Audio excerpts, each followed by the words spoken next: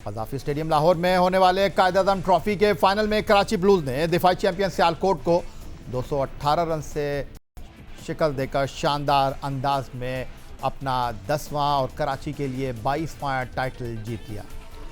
533 run के नामुमकिन हदफ के ताक़ुब में सियालकोट ने आखिरी रोज़ 12 रन बगैर किसी नुकसान के खेल का आगाज़ किया, मगर पूरी टीम अपनी दूसरी इनिंग में 314 रन बनाकर पवेलियन लौट गई।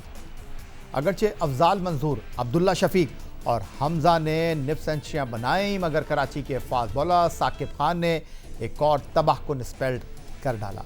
साकिब खान ने टूर्नामेंट में तीसरी मरतबा 5 विकेटों का हुसूल यकीनी बनाया और मजमूई तौर पर 47 विकेटें लेकर कराची की फतह में मरकजी किरदार अदा किया। सियालकोट की मुज़ामत उस वक्त टूटी जब अफजाल और हमजा की 112 रन की शराकत को रमीज़ अजीज़ ने ख़त्म किया, जिसके बाद बाकी बैटर सिर्फ 58 रन का इजाफा ही कर सके।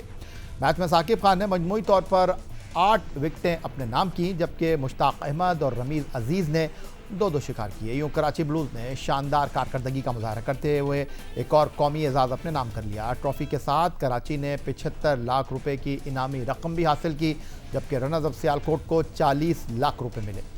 फाइनल के बेहतरीन खिलाड़ी अब्दुल्ला फजल को 1 लाख रुपए का इनाम दिया गया। बेहतरीन बॉलर अली उस्मान और टूर्नामेंट के बेहतरीन बैटर, विकेट कीपर और पाकिस्तान के प्लेयर ऑफ द टूर्नामेंट रहने वाले साद बेग ने फिर 2.5 लाख रुपए का इनाम अपने नाम किया।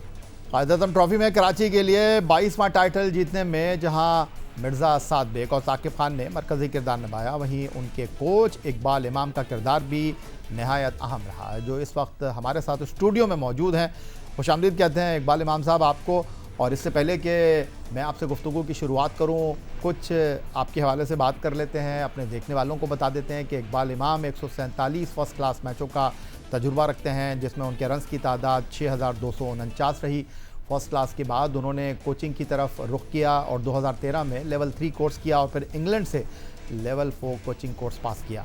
12 साल तक वो हैदराबाद रीजन के हेड कोच रहे। इसके बाद 2013 में उन्हें दौरा केनिया में पाकिस्तान अंडर 19 टीम का कोच मुकर्रर किया गया। 2019 से 2020 में इकबाल इमाम पाकिस्तान ख़वातीन क्रिकेट टीम के साथ बतौर बैटिंग कोच मुंसलिक रहे और 2019 की ICC women T20 world cup में वो पाकिस्तान ख़वातीन क्रिकेट टीम के हेड कोच की जिम्मेदारियाँ भी अदा कर चुके हैं और अब वो 2 साल से कराची रीजन के हेड कोच के फ़राइज़ अंजाम दे रहे हैं। तो इकबाल इमाम साहब, सबसे पहले तो मुझे ये बताइए कि बैनुल अक़वामी क्रिकेट से डोमेस्टिक क्रिकेट का सफ़र, और एक बार फिर आपने साबित किया कि बेहतरीन परफॉर्मेंस होती है और आपकी कोचिंग में कराची की टीम जो है वो एक बार फिर कायद-ए-आज़म ट्रॉफ़ी की चैम्पियन बन गई।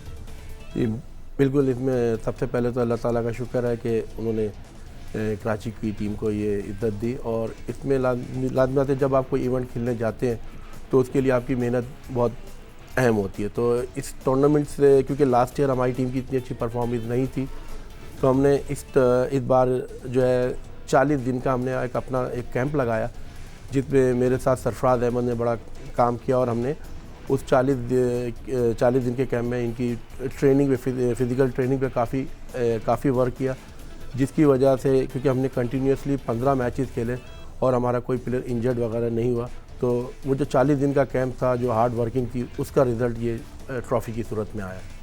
इकबाल इमाम साहब, आपकी मौजूदगी का फ़ायदा उठाता हूँ और हमारे टेस्ट फास्ट बॉलर हैं क्रिकेट के सिकंदर बख्श साहब एतराज़ करते हैं, सवाल उठाते हैं, तशवीश का इजहार करते हैं कि कायद-ए-आज़म ट्रॉफ़ी में आपने सरफराज अहमद को कैसे खिला दिया।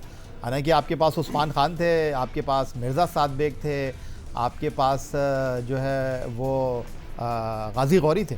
देखिए, एक ही मैच में ये तीनों हमारे पास, एक टीम में हम 25 प्लेयर्स में थे, हमने 3 विकेट कीपर रखे थे। गाजी गौरी थे, साद बेग थे और उस्मान खान थे। उस्मान खान नेशनल ड्यूटी पे चले गए और एक ही मैच में जो है गाजी गौरी और गाजी गौरी की उंगली फ्रैक्चर हो गई और साद बेग के जो है ना टिशू फट गए थे, तो वो कीपिंग नहीं कर सकते थे। एक मैच के लिए हमें एक प्लेयर चाहिए था, जो PCB ने हमें सरफराज को, क्योंकि हमारे पास वो 25 प्लेयर में थे सरफराज, तो इसलिए उनको एक मैच के लिए मैंने रिक्वेस्ट की कि आप एक मैच में आ जाएं। तो उससे हमारी टीम को फ़ायदा भी ये हुआ कि हम वो वाला मैच भी जीते। अगर हम किसी इंजर्ड प्लेयर को खिलाते तो उसके लिए और नुकसानदेह होता। अच्छा, मैं ख़ास तौर पर इकबाल इमाम साहब आपकी तवज्जो रखना चाहूँगा और अपने देखने वालों की तवज्जो भी हासिल करना चाहूँगा कि सियालकोट जो डिफेंडिंग चैंपियन थी, उनके पास हसन अली हैं जो पाकिस्तान क्रिकेट बोर्ड के सेंट्रल कॉन्ट्रैक्ट 2025-26 में मौजूद हैं, अभी यूएई में मौजूद थे ट्राई सीरीज़ और एशिया कप में पाकिस्तान टीम के साथ। हसनैन जो कि हैदराबाद के बड़े अच्छे फास्ट बॉलर हैं, वो कराची से नहीं खेले, इसका भी जवाब दे दीजिएगा, वो सियालकोट से खेल रहे थे। फिर मोहम्मद अली जो पाकिस्तान के लिए जो हैं टेस्ट मैच खेले हैं और वाइट बॉल क्रिकेट खेले हैं, वो एक तरफ मौजूद थे सियालकोट की टीम में। और आपके पास जो फास्ट बॉलर थे मोहम्मद उमर, मुश्ताक कलोड़ो और उसके बाद साकिब खान, उन्होंने कदाफी स्टेडियम की पिच पर जो लाइन और लेंथ के साथ फास्ट बॉलिंग की, वहाँ पर इंटरनेशनल सतह पर पाकिस्तान को रिप्रेजेंट करने वाले फास्ट बॉलर नहीं कर सके। देखिए, इसमें जो हसनैन, जो आपने सवाल किया हसनैन का, हसनैन जो है हैदराबाद से खेले थे इस मरतबा, तो जो पूल पीसीबी ने बनाया था जो गेस्ट प्लेयर का, उसमें उनको पहले सियालकोट ने पिक कर लिया था, इस वजह से वो सियालकोट से खेले।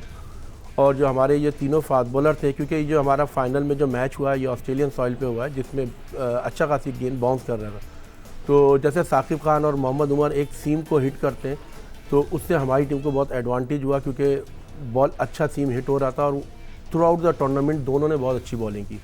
फिर मुश्ताक कलोड़ो ने उनको सपोर्ट की, तो इसलिए, और वो जो वहाँ पे जो हमारे जो बैट्समैन थे शान मसूद और साद बेग, उन्होंने, और अब्दुल्ला फजल, इन्होंने बहुत एक्स्ट्राऑर्डिनरी बैटिंग की। और ख़ास तौर पे मैं जो जिसका डेब्यू हुआ था इस सीज़न में हारून अरशद, वो एक्स्ट्राऑर्डिनरी खेले, क्योंकि फ्रंट फुट पे खेलना मुश्किल था, तो हमारे बैट्समैन थोड़ा सा बैक फुट पे खेल रहे थे, इसलिए हमें ज़्यादा एडवांटेज हुआ इस पिच पे। और एक अच्छा, और क्योंकि और हमें बॉलिंग में भी इसलिए एडवांटेज हो रहा था क्योंकि हमारे पास जो कैप्टन थे सऊद शकील, तो वो उनको बहुत अच्छा लेके चले through out the tournament. Saud ने हमें हनीफ मोहम्मद ट्रॉफ़ी से सऊद ने इस टीम को लेके चले हैं और हमने वो क्वालिफाई किया वहाँ से। फिर हम थ्रू आउट द टूर्नामेंट इसमें ये सऊद शकील ने बहुत अच्छी कप्तानी की और बहुत ही ईजी लड़कों को रखा, जिसकी वजह से ये रिज़ल्ट आया। इकबाल इमाम साहब, पाकिस्तान की सतह पर आप कोचिंग कर चुके हैं, बैनुल अक़वामी कोचिंग में आपका नाम है, ये कामयाबी कायद-ए-आज़म ट्रॉफ़ी की फ़तह आपके लिए क्या मानी रखती है? देखिए, ये बहुत ही अहम मेरे लिए सीज़न था, क्योंकि लास्ट ईयर हमारी टीम 12वें और 13वें नंबर पे आई थी और उससे एक साल पहले मैं ही इस टीम का कोच था, तो सारे इवेंट हमने जीते थे। तो एक साल में हम थोड़ी सी हमारी परफॉर्मेंस 19-20 हुई, जिसकी वजह से हमारे, क्योंकि प्लेयर उस वक्त अवेलेबल नहीं थे, नेशनल ड्यूटी पे गए हुए थे, तो उसकी वजह से हम 12वें 13वें नंबर पे आए और हमें क्वालिफाई राउंड खेलना पड़ा। तो ये साल बहुत अहम था, इसी वजह से हमने सारी चीज़ें करके कि 40 दिन का पहले कैंप लगाया और इसमें जो हमारे रीजन के प्रेसिडेंट हैं नदीम उमर साहब, उन्होंने बड़ी सपोर्ट की। जब मैंने बोला मुझे 40 दिन का कैंप चाहिए तो उन्होंने 40 दिन का कैंप मुझे दिया और उसकी वजह से, जैसे मैंने पहले ही बोला, कि लड़कों की फ़िटनेस बेहतर हुई और उन्होंने इस टूर्नामेंट में अच्छा परफॉर्म किया। आपने नदीम उमर साहब की बात की और नदीम उमर साहब कराची में क्रिकेट के हवाले से किसी तारुफ के मोहताज नहीं हैं और जो काम उन्होंने किया है कराची में क्रिकेट के हवाले से वो कराची क्रिकेट वाले ही जानते हैं। सुपर लीग की फ्रेंचाइज 2019 की चैम्पियन, कोयटा ग्लैडिएटर के ओनर हैं नदीम उमर साहब, खुशामदीद कहूँगा। और ये क्या हो गया, कराची की टीम कहीं थी नहीं और कराची की टीम कायद-ए-आज़म की चैम्पियन बन गई बतौर सदर Karachi city cricket association. Nadeem Umar क्या कहना चाहेंगे? अस्सलाम वालेकुम याहिया भाई और इकबाल भाई बैठे हैं शायद आपके साथ। जी बिल्कुल। तो सबको सलाम। सबसे पहले तो अल्लाह ताला का लाख लाख शुक्र है कि जो गड़बड़ हो जाती है अगर हम नहीं खेलते तो वो फिर बहुत ज़्यादा हो जाती है। कराची आपको पता है कितने बड़ा शहर है पूरे पाकिस्तान का, बड़ी आबादी है इसकी, और अगर इसकी रिप्रेजेंटेशन नहीं होती तो आई थिंक बहुत ज़्यादा गड़बड़ होती। बट अल्लाह का शुक्र है अल्हम्दुलिल्लाह, पिछली दफ़ा भी इकबाल भाई आए थे और जब कोच थे तो इनके हम लोग सब कुछ जीते, फिर अभी फिर इकबाल भाई आए हैं तो फिर हम जीत गए। तो I think wonderful coach, wonderful human being, और बहुत से लोगों का हम शुक्र अदा करना, यही शुक्रिया कहना चाहते हैं। यानी हमारे जो जोन के जितने ओहदे प्रेसिडेंट्स हैं सब हैं, ये डिफरेंट ब्रीड है, दे वर ऑल यूनाइटेड, हम सब एक थे। तो उसी का फल पिछली दफ़ा भी हम सातों जोन इकट्ठे बैठे और हमने फैसले किए। इसमें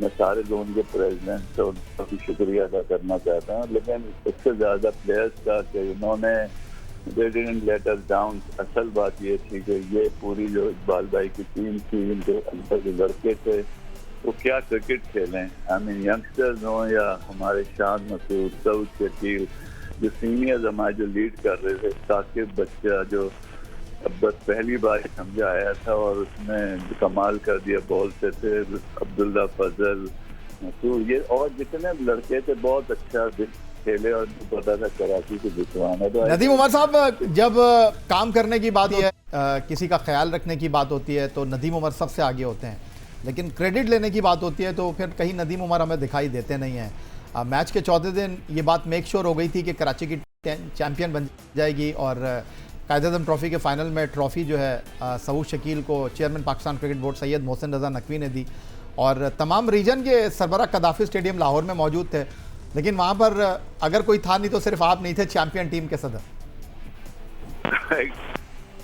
ये भाई इसके लिए एक मिसरा है, वो बात जो सबसे जाहिर है उस बात का चर्चा क्या माने। बस जो पीछे से काम होता है और जो मेहनत होती है आई थिंक सब जानते हैं उसको। जरूरी नहीं है कि उस दिन आप टीम पे हों और सभी जानते हैं कि किसका क्या पार्ट था उसमें।